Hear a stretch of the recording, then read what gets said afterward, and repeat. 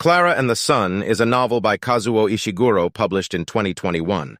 Klara, the narrator of the novel, is an artificial friend, AF, which means that she's a special type of solar-powered robot that is sold to help assist with raising children. She begins her life in a store run by a human woman that she calls Manager. The store is located in a city somewhere in the United States in the near future. Though Klara is not the most advanced model of robot in the store, Manager notices that Klara is very observant.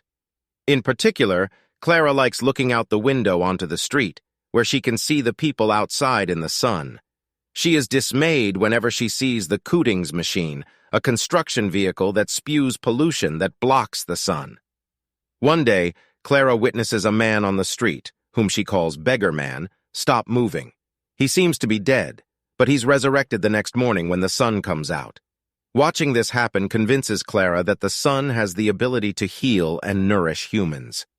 Klara is one of the last robots of her kind to be sold at the store. Eventually, however, she is purchased by a 14-year-old girl named Josie and her mom, whom Klara refers to as the mother. Josie promises to buy Klara the day they meet, but it takes a long time until that day actually comes because Josie is delayed by her chronic illness. Josie's house is located in a more remote, rural area. At Josie's house, Klara is happy to learn more about Josie and how she can be a good artificial friend. One of the most important people in Josie's life is Rick, her neighbor and best friend. Rick has an aptitude for engineering, and he and Josie plan on spending the rest of their lives together.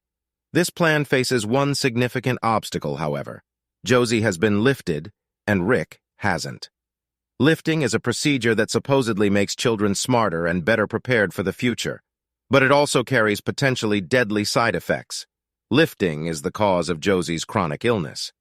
Because Rick hasn't been lifted, most colleges won't accept him, and so it is likely that he and Josie will have to be apart when Josie goes to college. As Klara spends more time with her new family, the mother asks Klara to learn as much as she can about Josie, and even to try imitating her sometimes. Klara slowly learns that Josie is having a portrait made of her by an eccentric man named Mr. Capaldi.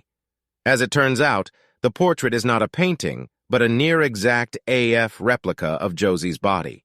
Klara thinks perhaps she is intended to train the new Josie if the old Josie should ever die, but she soon learns that she has been chosen for her powers of observation to become Josie and to try to continue her, as if the real Josie were still alive. Josie's dad, the father, objects to this plan, and even the mother has doubts about whether she could ever accept a new version of Josie. Klara determines to do everything she can so that nothing bad ever happens to the original Josie. Klara remembers how the sun seemed to help Beggar Man, and so she calls on the sun to help Josie get better.